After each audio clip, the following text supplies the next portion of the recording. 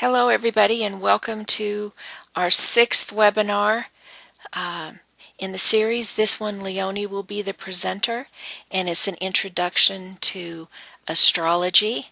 I see that we've got a pretty good audience there, so hello everybody.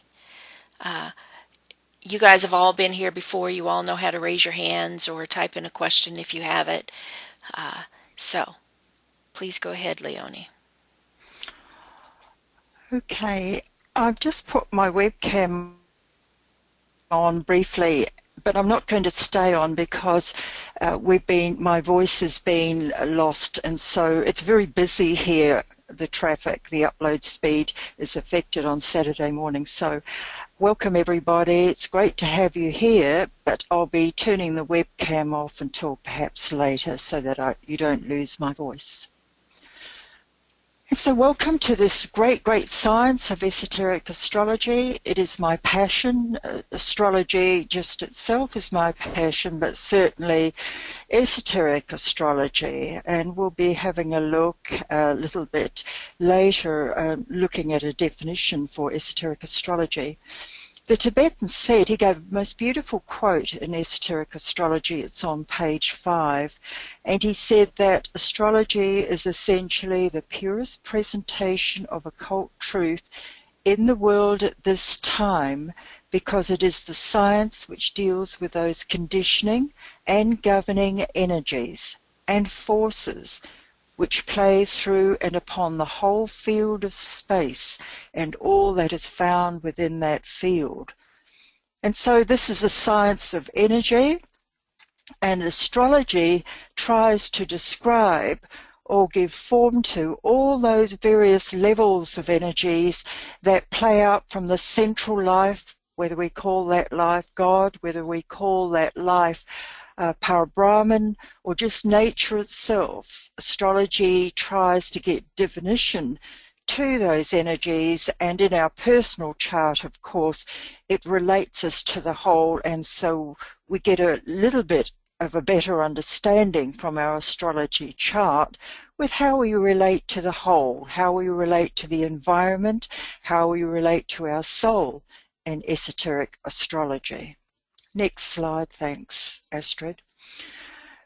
And so if we just have a look at, I've really simplified the definitions here, the exoteric astrology or orthodox, or sometimes called traditional astrology, and it is the astrology that is commonly known by most people in the world, by most astrologers in the world.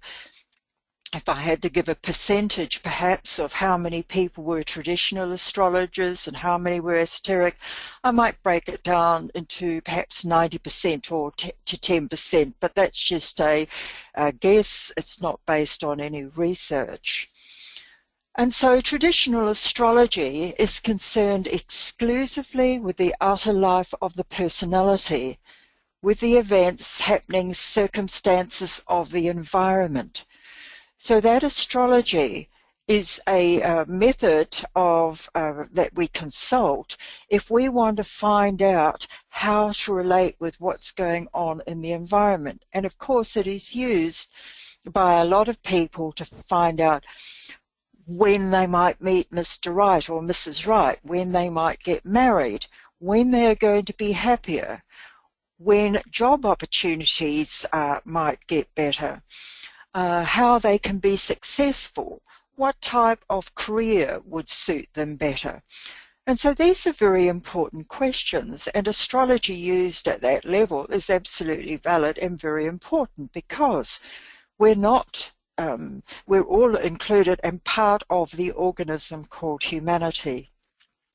But that's as far as it goes. And so in orthodox astrology, there is no, some intuitive astrologers have started to use the method that ordinary astrologers use, which is just the normal type of astrology, have started to use it to try and find out about spiritual matters. When the Tibetan wrote his book, Master Joao Kuhl wrote his book, or dictated it through Alice Bailey, I'm talking about esoteric astrology, It was just the most astounding thing, because it gave all these different rules and laws for astrology. And of course, many of you may have read that book. And if you had studied traditional astrology first and then you picked up and read that book, I'm sure you would have been like me, and you would have been absolutely shocked and gobsmacked and overwhelmed by what you're reading, because the whole concepts and what it is based on, the esoteric astrology science is based on, is just so different. I remember when I first read it, I put that book down, and I don't think I opened it again for a couple of years. What I did was I was reading all the other Bailey books and getting familiar with the terminology and everything. And then later, when I picked it up, I found I could understand a lot more in what I was reading. And so basically, esoteric astrology is the science of the soul and is concerned with the unfoldment of consciousness. Now, esoteric astrologers don't just ignore ordinary astrology. We use both methods. And so certainly if people come along for counselling, and they might ask about certain things, and I always do give them some timing of things. I've got particularly interested in medical astrology lately, and so many people I know are going through health problems at the moment. And so it's very useful to go in and try and tie in. You can use astrology to tie in what's happening with your physical body to really help tie it in with your psychological and emotional attitudes, and tie it in with what's happening out in the outer life, but all behind it all, tie it in with the soul purpose. What is the soul trying to teach us in this with this health problem, with what's going on? And so everything that an esoteric astrology does is always related back to why we're here, what we're learning, what any incident that we have noticed going on in the outer life via ordinary astrology, tying that back to the spiritual side of it. And so the two methods are used at the same time with the esoteric astrologer, looking inwards and looking outwards. But if you just remember that traditionally astrology is to do with the outer personality life, the not self, the lower self and its life, and esoteric astrology has to do with the life of the soul and what the soul wants to achieve in the life, then you will have a good sense about that. Next chart, thanks, Astrid. And so it's important when we're looking at esoteric astrology is to look at levels of consciousness, because that is what it does. We're reading the chart. Esoteric astrologers read the chart according to the consciousness level of a person. And so normally when we think of consciousness, the common way that most people think is spirit, soul, body. Spirit, soul, body is the buzzword, spirit, soul, body. And as we study esotericism, we realize that body, the material side of our nature, consists of the personality, and the mind body, the emotional body, and the physical body. So I've just sort of changed that a little bit here, because in the when I do astrology, I'm looking first at the unconscious level of a person.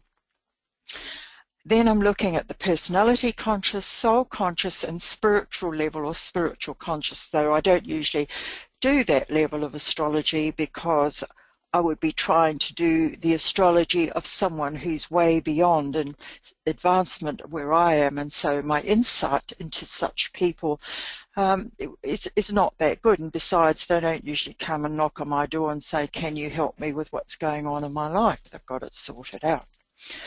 So generally, most people who come to see me are on the unconscious level, and I would just have to explain that a little bit, because I use that. This is my own way I use it. It's people you rule by their desire nature, by the emotional nature, and therefore they are ruled by their astral elemental, the little nature life of the astral body, and it controls people by keeping them swinging in consciousness between pain or pleasure.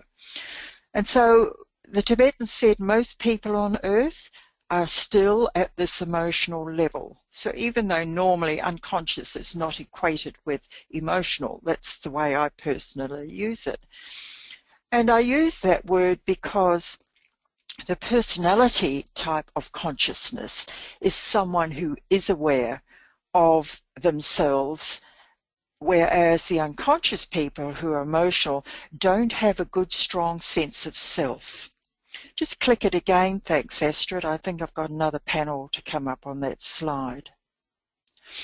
Yes, there it is. So there we've got, so in the chart, the moon and its sign represents unconscious people. And the moon is often related to the emotions, as you astrologers out there would know. And so that is an appropriate way. So when we look at the moon, what we are looking at is the unconscious life of people, or those aspects of people that tie them to the past, tie them very, very much to the past, and that could be past lives. So we're talking about psychological patterns, ways of relating to the world, ways of relating to other people, ways even of relating to ourselves, which are dominated by the emotions. So moon people, lunar people, unconscious people, by my definition, because the mind has not really become developed enough to control the emotional body, and it's the mind that gives us a sense of self, or the I-ness. People who are controlled by the emotions don't have that sense of I-ness, and so their definition or their identification with themselves is usually very, very weak. They sometimes feel that often they identify with the emotions. Oh, I am a very emotional person. Something happens. Oh, I feel terrible. Whereas a person who has an intellectual development would say, I don't like this because of that. So they're in the mind body and talking about what they, how they are seeing a situation. Whereas lunar people don't do that. They very much identify with how they feel about a situation. Now, of course, all of us have the same. We have very strong feelings. The further you progress on the spiritual path, you get more sensitive. So, of course, we all have these feelings, but we're not ruled by them. In the sense, we have feelings, but when we have a sense of self and when we are centered and aligned with our soul, we certainly have a more objective way of looking at what's going on within us, and something that is not there with the lunar moon type people.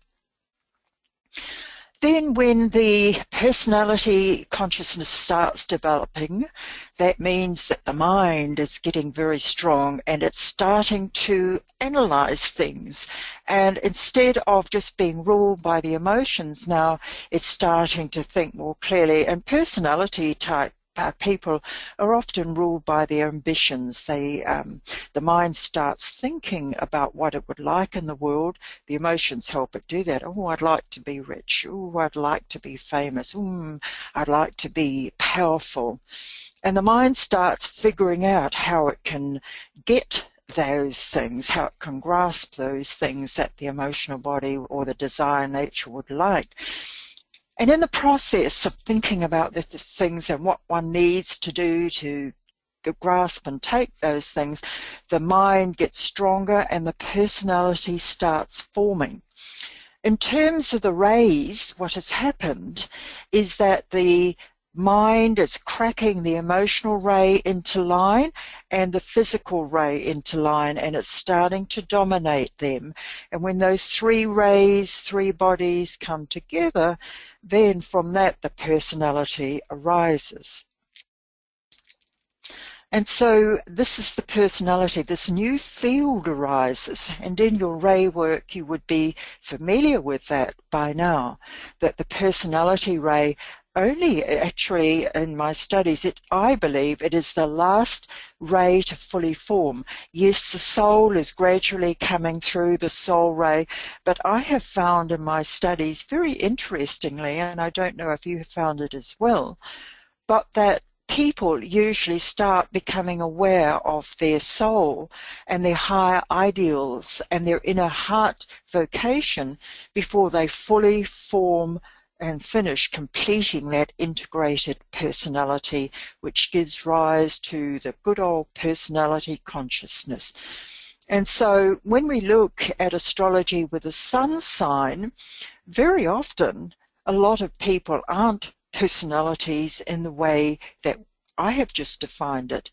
I have found that most people either identify with their moon sign or with their ascendant sign, which in non-spiritual people has more to do with the image one is trying to project. So this manufactured part or creation that we're manufacturing so that we can get the approval of people that we want the approval from, or so that we can fulfill our ambitions or whatnot. That's the lower aspect of the ascendant sign, and so very often people are projecting the lower aspect of their rising sign. Now, as you may know if you've been studying esoteric astrology, that the ascendant sign will reveal soul consciousness or an aspect of it, but certainly not in people who are not in touch with their soul. And so when we look at the sun in a person's chart, traditionally we're looking at the personality. And so what does this personality want? What does this ego want in life? And we look at the sun sign and we look at that to try and get a good sense about what it is that the person is born to develop, because the personality consciousness, it's such an important, its development is just so important for our spiritual growth. We have to get very clear about who we are as a personality, develop that I am I, me, consciousness, selfish consciousness. It's just normal and natural part of development. We can't jump from being unconscious, emotional people up into these spiritual people. We have to go through the mental plane, the lower mental plane, and by going through the lower mental plane, we get this me, I self, and it helps us develop a good, strong personality, symbolized by Leo. Good, strong, arrogant lion strutting around is just the most perfect description of the well-developed, well-grounded personality consciousness. And it's only when the personality is developed that the soul will come in and try and control the lower nature. If the soul comes in and tries and grasps its lower nature before it's integrated, well, it's just like a car that hasn't been put together. The wheels are still lying somewhere, the engine is over somewhere else, the seats are lying somewhere else. And so if the soul comes through and tries and grasps that personality, control it, there's nothing to grasp. But once the car is assembled, all the wheels are there, the engine is in place, and the driver is sitting in the driver's seat and thinking the personality, now where am I going to go in life, and driving off to be rich or famous or whatever, and doing it beautifully because the mind is functioning excellently. It's only when that stage has been developed, when the Leo, in a sense, symbolically Leo is present, does the soul come through and try and grasp the personality. And then what happens, of course, for many lifetimes, you've got this big battle that takes place in consciousness between the soul and personality. And so this great battle gets taken for control of the mind, control of the emotional body, control of the mental body. And so, and the Tibetan talks about this. If you've read Discipleship 1 book by Alice Bailey, wonderful book, you should really get it if you haven't got it. because he's talking to his disciples, and he's using this language, and he's talking about which ray, which the soul ray, which body it's working through, and which body the personality is working through. And so you can really get the most excellent understanding of the rays if you've got that book and you read how, when he's talking to his disciples about how they're using their rays, a lot of it you will relate with. And so it's only, and so we've got, when we've got this, these two levels taking place, and the soul comes in, then we've got this battle. And so what is soul consciousness? When we start looking at the soul and what it wants to do in a chart, in the life, then we're using esoteric astrology. And the primary place we look is at the ascendant sign. So I said that this was going to be a very simple presentation as far as astrology goes. And so what we will be looking at today is the moon sign as it represents the unconscious, the sun sign as it represents the personality consciousness, and what we need to do to develop personality. And we're going to be looking at the ascendant sign, sometimes called the rising sign, and that's at that point is at 9 o'clock in the chart. And we're going to look at a chart shortly, so you will get an idea. And soul consciousness, when we start developing that, then it's distinguished by the qualities of wisdom, lovingness, inclusiveness, compassion, understanding, empathy. Whereas the personality consciousness, until it's being infused by soul energy, illuminated, it's very much about I, me, what I want, my ambitions. It's very, very, very ambitious. And the unconscious, of course, is distinguished by emotions and by desire. But desire and emotions also affect the personality level very strongly as well. And so when we look at a chart, what we're trying to do is, once we've identified the unconscious, the emotional side, the moon sign, what we're trying to do is identify the negative pattern that controls us. So I'm talking about it in a personal sense. When I look at my chart, I look at the moon sign and I say, right, what is the unconscious pattern psychologically that controls me?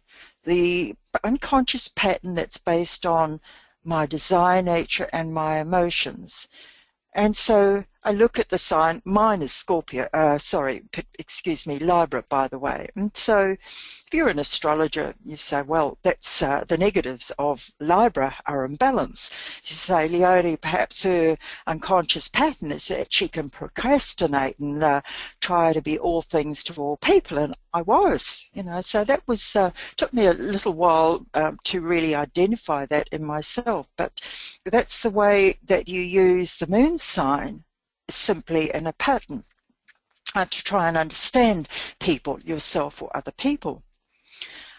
When you look at the sun sign, once you've identified the sign, then that sign will tell you a lot about negatives that the personality plays out, but also about the positives, because both in the moon sign and the sun sign, we display, it's telling us about negatives in our psychology, but it is also telling us about the positives that we need to try and replace those negatives with. So with my Libra moon sign, and I'm imbalanced so much of the time, well, naturally, I need to try and be more balanced. That's the positive of Libra. I need to learn to be more decisive, which is a positive of Libra. Likewise in the sun sign. Now I've got a Cancerian sun sign, and if you know about Cancerians, their negatives is very much they're defensive, emotional people, like to hide away, shy, but defensiveness is their great protective tool. And so all Cancerian people have to really try and overcome that protective, hiding in your shell, pulling your head in and hiding away when things get a little bit tough. And then if somebody pushes you too hard, pushes the Cancerian, they come out with their nippers and will go at you in defense. But the positive side of Cancer is that they're very intuitive and developing the intellect and the intuition and really developing that side of it and not allowing the emotional side to rule it. So Cancerian people, the higher side of that is they're very nurturing and they do mother and protect younger souls. And we've got quite a few Cancerians have been famous in the world. For example, the Dalai Lama, I think he is it Cancerian sun or Cancer rising? I just forget which it is. But Helena Blavatsky had Cancer rising. Michael Robbins has got Cancer rising. I think the latest Pope has got Cancer somewhere, could be wrong. But anyway, Cancer, it's there, even though on one hand it's an emotional sign and very defensive. The higher side of that is that Cancerian peoples are very sensitive to the whole and they're very nurturing to their brother, sister souls and younger souls. And that's the great gift, the higher gift of it. And then when we come to the rising sign, what we're trying to do there is we try and identify the positives of that rising sign, because those are the qualities in particular that the soul is asking us to develop in this life. Those are the qualities that will really help round out our psychology and help to bring our personality into right alignment with the soul. So that is how we use esoteric astrology and on those three levels, and by working with the moon, the sun and the ascendant signs. And that is as far as we're going to go in this broadcast, this webinar. Next slide, thanks, Astrid. Now we're going to be looking now at a little chart here, and this is a chart of Prince George, the new little king. And so we're going to do an esoteric interpretation of this little prince, and it's such an interesting chart. Well, all charts are very, very interesting. And so if you ever look at, and I would encourage you to do this, you can get charts from, I think, astrology.com. If you put in, all you need to get a chart is you need to know the date someone was born, the time that they were born, and where they were born. And then it will give you your birth chart, which is your destiny chart in a way. It is the chart and the model. It's an energy reading of so much about your life and the pathways opening out before you. But in a simple term, when you're doing this sort of simple reading, first of all, is you go and you look for the moon sign. And so you will see down the bottom left part of the chart, we have the moon there, and I've got it later. I won't go any further than that. I think I've got it later in a chart, what sign it is. So we have the moon, and it's, for the astrologers, you will recognize it's in Capricorn in the second house. But then you go, once you've found the moon, then you go and look for the sun, and you can see it's up towards the top right hand. There's the personality. It's in the sign of Cancer, the 8th house. And then at 9 o'clock on the left, which is where the ascendant always is, we have whatever sign is on that part of the chart. That is the soul purpose part of the chart, esoterically interpreted. And so what we're going to do now and for the rest of this webinar is have a look at this little prince's chart. But before we do that, next slide, thanks, Astrid. What I have done for you, and thanks, BL, for fixing that for me, is what I've got there is just a little legend that will give you the symbols and what they mean. And so if you want to play this, and I'm talking about if there's anybody new out there, and I'm going to ask later when we start taking questions. Oh, no, perhaps we might do it now. Could I have hands up? Could anyone who's just really a raw beginner, could you just click your hands up, please, so I can get a sense about how many do know astrology or have started astrology? Okay, there's 2. All right, you can take your hands down. And so I'm saying there that we've got 10 attendees, so there are 8 of you. Oh, well, that's great. Well, I'm very glad that there are Bibi and Brenda. So if you're new, I'm very, very happy, because what astrologers tend to do, and all you astrologers, most of you astrologers, you will know, is you tend to get into the language of astrology. And so I'm trying to be very careful this morning that I don't automatically click into this astrology speak, which is a whole esoteric language of its own, and astrologers understand each other, but people who have never studied astrology, of course, don't know that, so they don't they can't follow. While we're doing that, does anybody have any questions so far? And in fact, you can always put, please, I really love questions. So does anyone have a question, would like some clarification on how far we're just at where we're up to at this point? Good, no questions. Okay, so for Bibi and was it Brenda, so if you want to play with us, this is what you have to learn. And these are the astrology on the left-hand column, of course. We have the astrology as symbols and what they mean, the signs and planets they relate to on the right. Next slide, thank you, Astrid. And so on the next slide, what I've done is put in a little bit more. Oh, I thought I'd put in the signs. No, I've got that on the next slide. And so, oh yes, so here we have the same chart for Prince George, but I've got a little bit more information. So in the bottom left corner, the moon, the unconscious, is in Capricorn.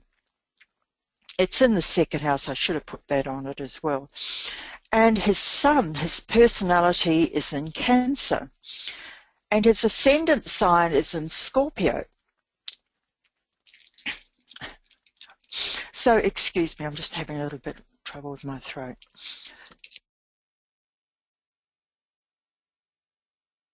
So what this means in just simple speak is that his major negative in his psychology has to do with the negatives of Capricorn, and all you astrologers will already be figuring that out, what it means. His personality is in Cancer, but it's at the very last. It's only a couple of minutes before Leo, so he really has a lot of Leo energy in him. But nonetheless, he's still very strongly Cancerian, and that is what the little symbol, the Cancer symbol, is there. And if you have a look in the chart, you will see the circle of the sun and the little 2, the 66, 99 thing up on its side, which is the Cancerian symbol.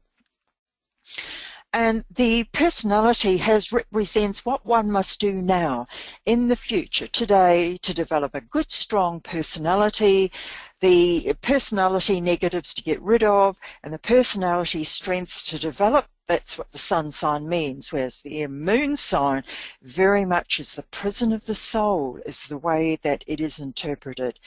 There is a psychological pattern of the nature of Capricorn that is imprisoning the soul. And so Prince George has come into this life, and his chart is telling us that the major psychological pattern that would imprison his goodness, his consciousness from expanding, his altruism, it is a Capricorn type thing. And so I'm going to be interpreting that a little bit later.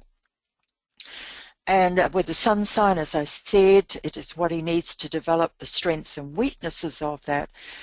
But the particular qualities that he needs to develop, his sole purpose in this life, is Scorpio, which is the sign of the warrior. And so just have a little think about that before we go further. Immediately, this is the future. By the way, the moon represents the past, and that could be also past lives, because the moon represents all the baggage that we've been dragging through our incarnations and that we've also dragged into this life to let go of. So that's what the moon represents. And sometimes for intuitive astrologers, you can sometimes get a glimpse of a previous life by meditating on the moon sign, but you want to be careful if you do that. I don't encourage anybody to do that, because you could open up the doorway to the astral plane, the lower levels of the astral plane, and open it up to dark places where we've been in the past, and none of us want to do that. But that's what the moon represents. There's a lot in that sign. The sun sign has to do with our present personality consciousness, what we need to develop today to be good, strong, healthy personalities on Earth. We have to know how to stand up for ourselves, how to know to stand up to bullies, to deal with fraudsters, and all these people are out there trying to take advantage of good people or innocent people. If we're dumb and in our emotions and we're idealistic and we believe that no one is going to hurt us because we do our meditation or whatever, if we're not thinking intelligently, then we could be taken advantage of by unscrupulous people out there. And so we have to learn to develop our discrimination, our ability to really analyze what's going on around us in the world, and that's the personality. And with my Cancerian personality, it's telling me very much, try and get over your emotionalism and think very clearly. Don't identify with what's going on in your life. Don't confuse it with your emotional body. Leave that aside, and yes, use your intuition, but also hook into your intellect, because in Cancer, it always, if you read Esoteric Astrology, the development of the intellect is a very important part of that. And so this is what I'm having to do, and we're going to look at George shortly. And I also have a Scorpio ascendant, so I share with Prince George, and I didn't pick his chart for this, but he has a Cancer sun like me in the 8th house, and he has Scorpio rising in the last decanate like me, so I can really identify with him. But what he's needing to do, the new development for him, is to learn to fight. To learn to fight for himself, to be the warrior and stand up and fight, not only for himself, of course, but to fight very much to protect the greater good. And so we're talking about a future king. And each king, of course, or ruler, of course, they really dominate the consciousness and represent the consciousness of the country that they rule. And so if we step out of George's chart temporarily and we have a look at political figures, for example, well, Obama's chart, if you have a look at that, it will tell you a lot about the American psyche. Out here in Australia, if we look at our Prime Minister Abbott's chart, it will tell a lot about the consciousness of Australia as an organism at the moment. And so for the British Commonwealth, the Queen Elizabeth, her chart says a lot about the psyche of the Commonwealth, the consciousness of the Commonwealth as a whole. And so who knows what the world might be like when George, if he ever comes to the throne. Who knows if there will be a Commonwealth? Who knows if he'll ever get to be king because of the way things change? But if he does, we're looking at the chart that's going to reflect the consciousness of the people that he's ruling over. So it's very interesting to think that Scorpio is very strong in his chart, and therefore if he gets to sit on the throne, he will display that side and will use the higher side of Scorpio in the way that he rules. And it's very nice to think that there might be a person coming to a place of influence where they're going to be a warrior and not afraid to stand up for the human rights. Scorpio people don't care about being politically correct. They come out with their sword and they start fighting because they always fight. I'm talking about the eagle now and the higher consciousness of Scorpio people. They fight for human rights and what is right. So this is the sort of person that George is going to be doing. So you can see that I'm already interpreting it. So I better move on. So there's so much you can get from a chart if you just ponder these things. Next slide. Thank you, Astrid. So I've just written that down, a little bit about that, and click it again. Thanks, Astrid. And so what the moon means in George, we've got the unconscious, the prison of the soul is in Capricorn. The sun, the personality, is in Cancer, and the ascendant, the soul purpose, is in Scorpio.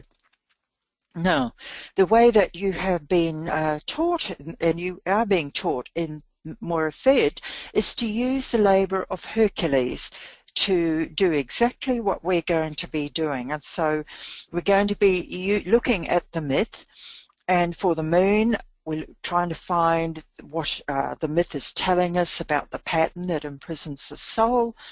For the sun, which labour personifies the personality, and the ascendant, what the soul wants the person to cultivate. So we go now over to the next slide. Thank you, Astrid. And what I've done there is I've put up the first part of the labour of Hercules. I may have cut it down a bit to get it on, but here's what it says. The slaying of Cerberus, guardian of Hades. So Hercules is shown a vision, and he sees a man lying on a rock. While I'm reading this, try and get a sense intuitively of what you think the negative pattern might be. So we see this man lying on a rock. He's shackled. And remember, he's in hell. We're looking at hell when we're looking at Capricorn, we're looking into hell. And this is what Hercules is looking at. That Prometheus lying on a rock, hands and legs shackled, and a fierce vulture pecking at his liver. The man is crying out for help. The shackled one is Prometheus, the teacher said. For ages has he suffered but cannot die. Being immortal, from heaven he stole the fire. For this he has been punished. The place of his abode is hell, the domain of Hades. And then Hercules was told to go down and release them from suffering. So, who would like to have a go at interpreting that as for Prince George and for his life as a prince and a future king, and try and get a sense of the type of psychological pattern that is his undoing, or the prison of his soul? Please don't be shy. Put your hand up. I'm hoping that we'll have one or two people who would like to have a go at that.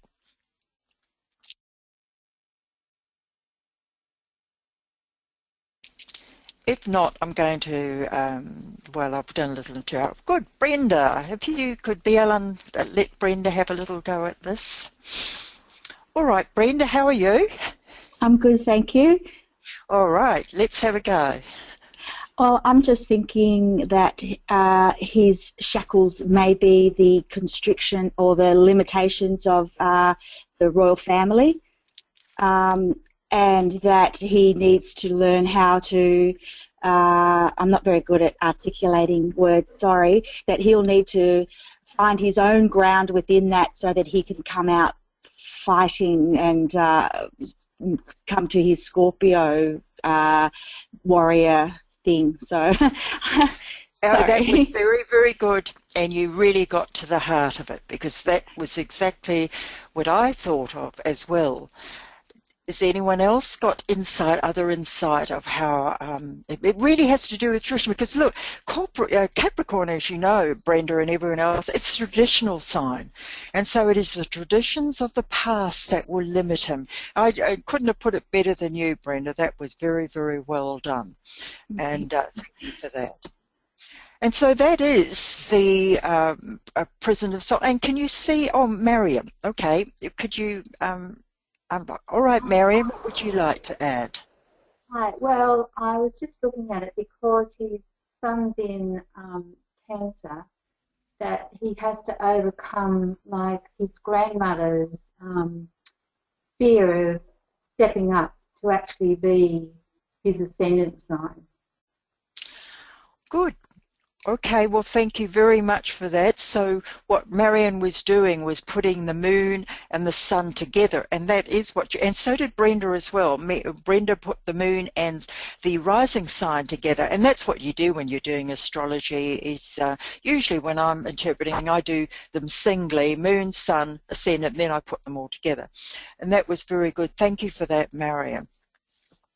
So it's all about being shackling and that, and if, you know, you can get so much out of this, the fierce vulture pecking at his liver, which is our energy part of us. And if he doesn't learn to do that, if he doesn't learn to overcome this, it will absolutely devitalize him. It's like a vampire sucking out his lifeblood. Vampires are related to Scorpio anyway. So you can get the sense that if he doesn't learn to control this pattern, because it's embedded in him, that it will put him in hell and it will devitalize him. So it's very interesting. So let's go now. Click it again. Thanks. Yes, I should have put this up. It symbolized the prison of the soul. What is this? Imprisoning the consciousness of such a person. So we've just done that. Can we move to the next slide, please, Astrid? Thank you. And so we're looking at, and just click it once more. And so we've got just what that's about, and then and once more. Yes. So now we're going to look at it. What is it now? We had a look at his past and what is really imprisoning him. Now we're going to look at his personality and try and identify what he needs to control, the weakness of it, but also the strengths. So while I'm reading this, try and get a sense about what it is he's needing to develop to be a strong personality on Earth, a strong sun sign, so he can hold his ground and be the ruler of his environment. It's such a very important part of our development. So I'll read this. It's a bit more obtuse, I think. Upon a hill nearby stood a slender fawn. Then Hercules heard a voice come from the moon. Artemis, who represents the emotions, emotional body, who warned Hercules, the dough is mine, so touch it not. Mine it must remain. Then into view Diana sprang, representing the mind, the huntress of the heavens, the daughter of the sun. She likewise claimed possession, not so, she said, Artemis, the dough is mine, and mine it must remain. Then a commanding voice said, the dough belongs to neither maid, O Hercules, but to the god whose shrine you see on yonder distant mount. That was a shrine of Apollo, by the way. Go rescue it and bear it to the safety of the shrine and leave it there. Through the fourth gate sprang Hercules in pursuit of the fawn, but whenever he drew close, the two goddesses foiled his efforts with subtle deception. The hunt went on for a full year, until close to a quiet pool he saw it sleeping, wearied with its flight. So there are two questions I'm going to ask. First is, what is the negative that Prince George is needing to overcome? What is the myth trying to tell us? So please, let's have some hands go up again. And good, Tracy again. Oh, Tracy, no. Hi, Tracy, Hello. how are you? Hello. Good, thank you. Let's have a go at this then. With all the different voices, it makes me think of being able to find your own voice among the massive voices that you're hearing. Good, yes. Oh, I think that's absolutely right. And the thing is, for the astrologers know this, Cancer is an emotional sign. It's a water sign. And so all water sign people are particularly needing to really learn to control their emotional tides. And so the unconscious, all these negatives that come up from the conscious associated with the emotional body, you're not good enough, not this, not that, exactly with what you've said, Tracy, all these different voices coming up for our unconscious can really prevent us from being strong, etc. But as well, perhaps you were meaning all the voices around him, because he's going to have his parents guiding him, his grandmother perhaps guiding him, he's going to have his minders guiding him and everything. Everyone's going to tell him what to do, aren't they? Yes. Yes, so, and that's great. Do you have anything else you'd like to add to that? Not really, other than agreeing that I think there's the emotional level of his own voices to overcome and those of the thoughts of all of those around him, just as you've said. Yeah. Absolutely excellent, that Tracy, you've got that. And is there anybody else who can bring a different insight? When you're trying to intuit something, sometimes you can get some really unusual or coming from a completely different perspective. What we do see here is the mind and the emotions are both fighting. And what are they fighting for? Consciousness. It's the consciousness of the Cancerian. And then, so the second part of it is, what is the positive? What can we get from that? Because I didn't finish, I should have finished the myth, but what happens is we see here that after this hunt, it says for a full year, but actually that can go on for lifetimes, there comes a point when consciousness gets really tired of all this running around and fighting within itself, and it settles down and it's tired and it goes to sleep. And I think that perhaps everyone, would you identify with that, a time in your life when you got really tired of the emotional turmoil and the turmoil of your personality and all the things that go in your life, and you just want some inner peace? And isn't that, I know for me, it's what started me searching for some inner truth and led me to the path, because I had to deal with my emotional stuff going on. And so I can really identify with that doe sleeping and weary. And what happens with the rest of the myth, it's quite beautiful. The soul comes and picks up or Hercules, representing the soul, comes and picks up the doe and carries it to the temple of Apollos, which is like the causal body or the home of the soul. It could be interpreted. So, and it's quite beautiful. So, does anybody else have anything else they can get out of that and would like to add for our prince, our little prince?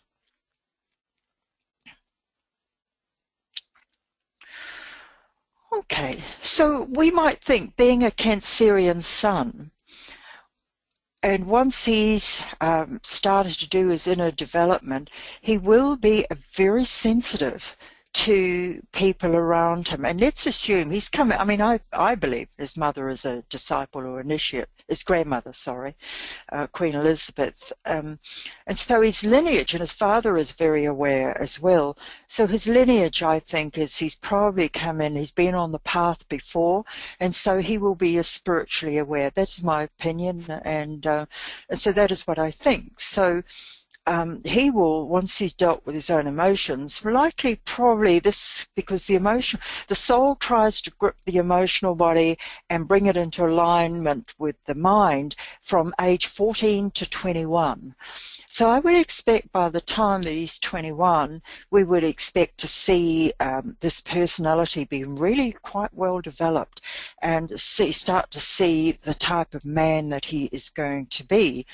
But I would expect by that age that we would see him nurturing and protecting those around him, his family around him immediately, his schoolmates, but also I would expect him with his Scorpio rising especially, that he might start stepping out into life and having opinion about what's happening with the family of man, because Cancerians, as they get more evolved, start identifying with higher level families, and the ultimate family that the Cancerian has to identify with is the family of man.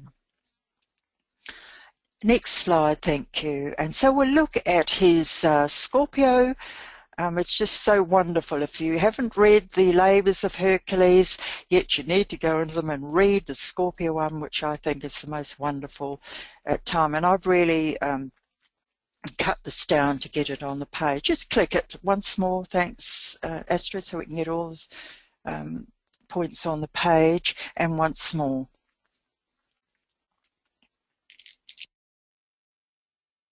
In the festering swamp of Lerna, a monstrous hydra lies. Of course, this is in all of us. This in our unconscious, in the bowels of our karma, you might say. We've got the hydra.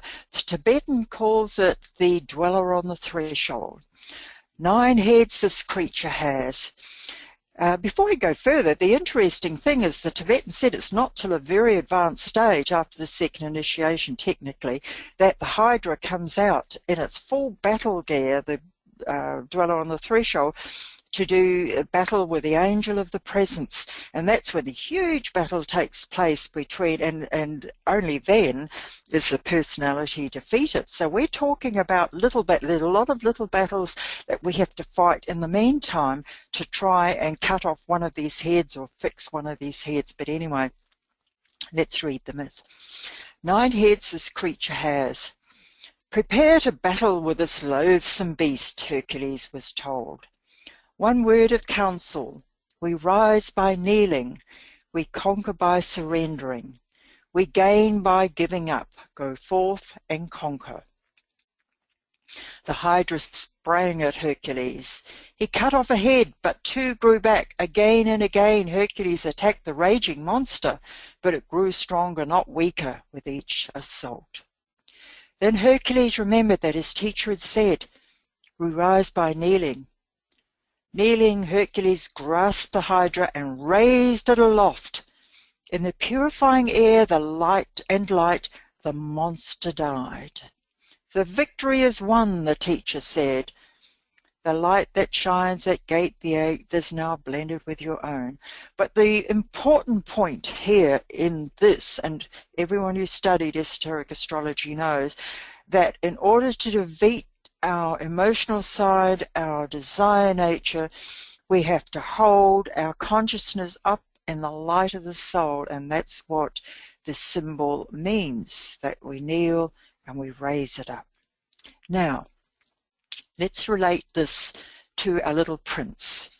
So how can we, and who would like to start thinking about, we've looked at Capricorn being shackled in hell, Cancer, he's needing to be his own person, overcome his emotions, and now we're being told he's got to be the warrior, and he's got to raise aloft his consciousness, but not only that, he's a representative for the world. So what can we get from this intuitively? Who would like to have a go at interpreting a little bit more about his astrology based on the rising sign Scorpio, but perhaps also on his moon and sun signs as well? Come on, let's have a go. Put your hand up.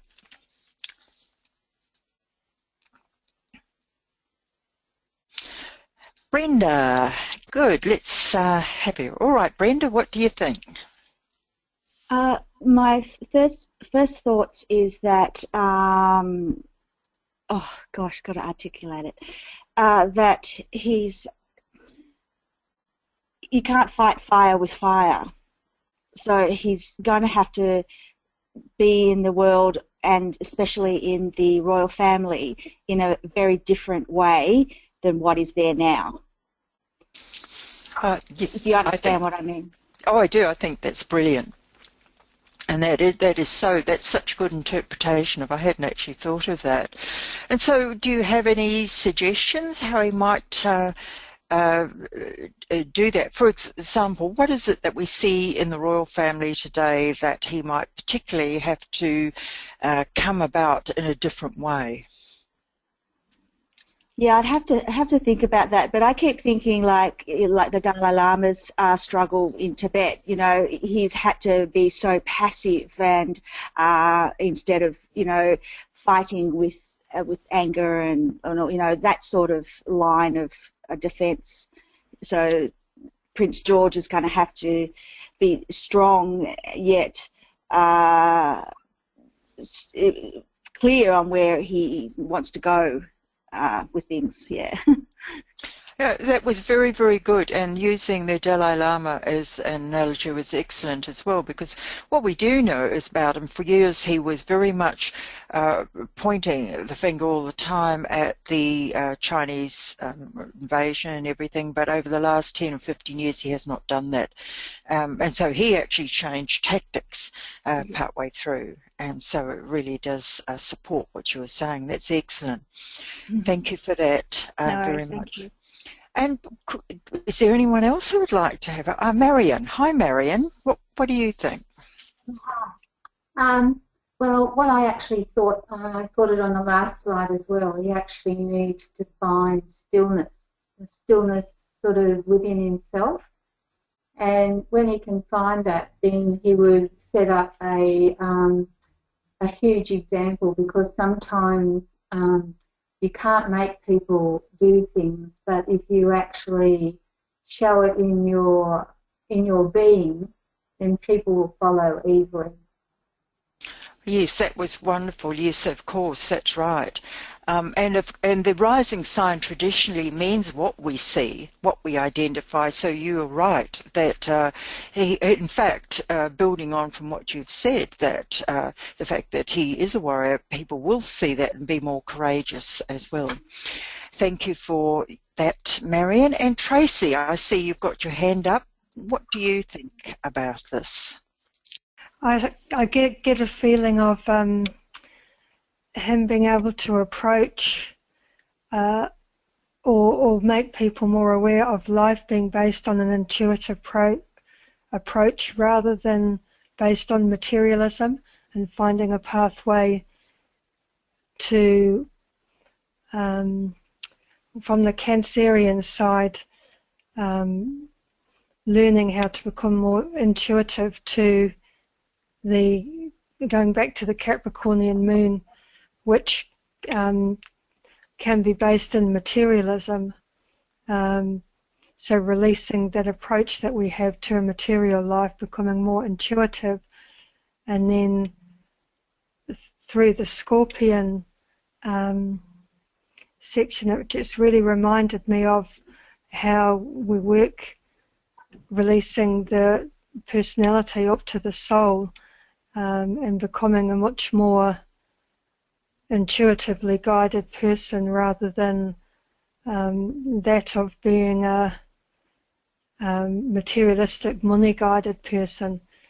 So seeing the whole approach to how the royal family work in the world, based on a less,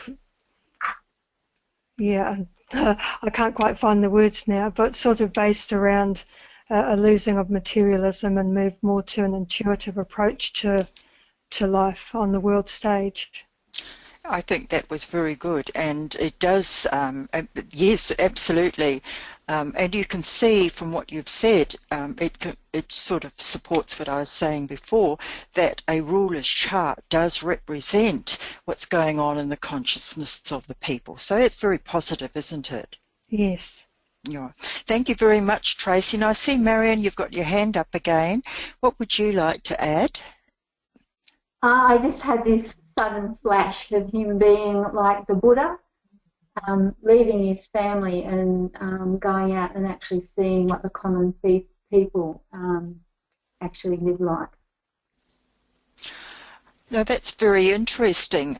Yes, and we can see, thank you for that, Marion. We can see that the Cancer sign, because his mother was Cancer as well. Sorry, his grandmother, Diana, she was a Cancerian. And so she was very much in touch with people, and people loved her. So we can see the same thing probably happening with George, that the people will really love him because of that. He will have what they call a common touch, and can go out and really relate to people, and people will relate to him. So, I really see that as well. All right then, so no other comments, I see. Okay, well, we've got one more, so we'll just look at that last slide, and I've just put a little bit of an interpretation there, just so to give you an idea. If you could click over, thanks, Astrid. And it will give you an idea, but all the ideas that have come forward from everybody, you can see how this works. So I've just come here, Capricorn negatives. So the psychological prison is a raft of negative core beliefs that we believe about ourselves. They convince us that we are shackled, tormented by evil, and we are helpless to resist or to change what is happening. And so the Capricorn type of negatives we went over. Balance the personality. In George's case, Cancer negatives and positives. Cancerian is hypersensitive and flighty, flitting from the emotions to the mind to the soul, but nothing is grounded, and there is subtle self-deception. Eventually we weary of this and will learn to be still, and when we do that, of course, the soul can come and assist us to make that alignment with itself, and that was Hercules picking the dough up and carrying it to the temple of Apollo. And then the rising sign cultivates Scorpio positives. We rise by kneeling, learn to be humble and grounded. Raising the hydra, raise any problem, delusionary thoughts or threats up into the dispelling light of the soul, and hold it there until light breaks through. And so we expect to see a very intuitive man develop from George, and a warrior, and he will certainly be someone who fights for the higher good. So those are all the notes and all the slides that we have so far. And so I just want to encourage you to think of just how simple astrology can be. We didn't go in and look at the aspects. We didn't go and look at the house. And of course, if we did that, we will get so much more detail in George and his life and what he needs to do, etc. But you can just do a really good astrology reading as far as consciousness goes, and giving advice or counsel to people about the types of aspects in their nature that they perhaps need to be looking at and developing, which qualities or traits to try and balance and to control, and which qualities to cultivate, and which are the most important negatives to control and the most important qualities to develop. And I'm talking there about the moon and ascendant sign opposites. And so it's as simple as that. You can take this even further, you know, and I touched on the moon. You really look in past lives, and as it represents. The sun represents so much about what we can achieve in our personality, outer life, and our ambitions, and that the sun will tell us. The rising sign represents the future, and I believe it represents our future lives. And when we really start getting insightful and encouraging and building the alignment to the soul, and especially when we find our heart vocation, I believe that we are making a link to our future life. And what we do in terms of our spiritual development in this life, and by finding our soul vocation, our service, and if we find a service we love, it has to do with our heart, it's coming from the heart, and it's helping people, then I think we're building a link to the future, and we will pick up that work when we die, wherever we are, until that time, we will pick the thread up again in our next life and carry it on, because the rising sign represents the future, and so I could intuit from George's chart that he's going to have a scorpionic aspect in his next life, and he will be coming in as a fighter, carrying on what he began in this life. So I've just spun that out a little bit more just to give you a sense of just how much you can get from just looking at this, the moon, the sun, and the ascendant signs. And that brings me to the end of the presentation. And are there any final thoughts at all that anyone would like to add about George's chart, or just about the wonderful science of esoteric astrology generally? We do have a question that Brenda actually typed in. So then does the rising in the next life become the sun sign? No, we can't say that. What the Tibetan did say, Brenda, is really, really interesting, and I can't remember it as BL, you might know where the quote is, but he says somewhere that whichever sign the sun is in when we die, that is our sun sign in the next life. Do you remember that quote, BL? Yes, I do, and I'm trying to remember where it was he said that. For some reason, I always related it to Alice Bailey, and so I'm wondering if it was in some of the books that she actually did. But yeah, it's in esoteric astrology. Okay. Yeah. So, there you go. Was that question from Brenda? David said it's Rule 10 in white magic. Oh, okay. Well, that's interesting. Okay, so are there any other questions then, or thoughts, final thoughts? I don't see any, but I have a final thought. Yes. We're getting ready to start a series of 4 webinars. That'll be the 7th, 8th, 9th, and 10th in this series for Great Quest. And they're specifically going to be on the labors of Hercules. So I will take 3 labors each month. Our next webinar is going to be on the 10th of July. And I would like you guys to take the slides when you get it, with the recording for this, and kind of keep this in mind with your own moon, sun, and ascendant, because as we go through all 12 of the labors, I want you to be able to do this and discuss it. So whatever labors it is that we'll be doing in July, if you have an ascendant, a sun, or a moon in those particular labors, then I would like to get some insight from you on how you think that's working out in your life. So I want to I want to have that interaction with you as we go through those next 4 webinars. Okay? Oh, that's one, and they will be wonderful. So I've turned the webcam on, so I really like the personal contact with everybody. And so saying goodbye for now, and hope you come along and join Bill, myself, and Astrid in the next of these wonderful Labours of Hercules. And will you be looking at different charts as we go through, BL? I hadn't really finalized all of it. I've got the notes and everything, but I hadn't really thought of it. But we could do that. As a matter of fact, if the students who are participating would like to send me their birth information, then maybe we can use your own charts as we go through as examples.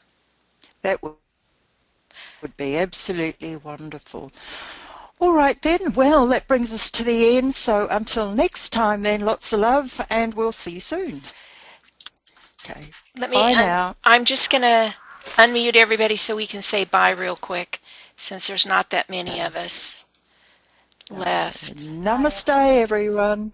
Thank you, Namaste. Brenda. Namaste. Thank you. Okay, I can't unmute you, Marion. I'm sorry. Goodbye, everybody. Bye. Bye. Bye.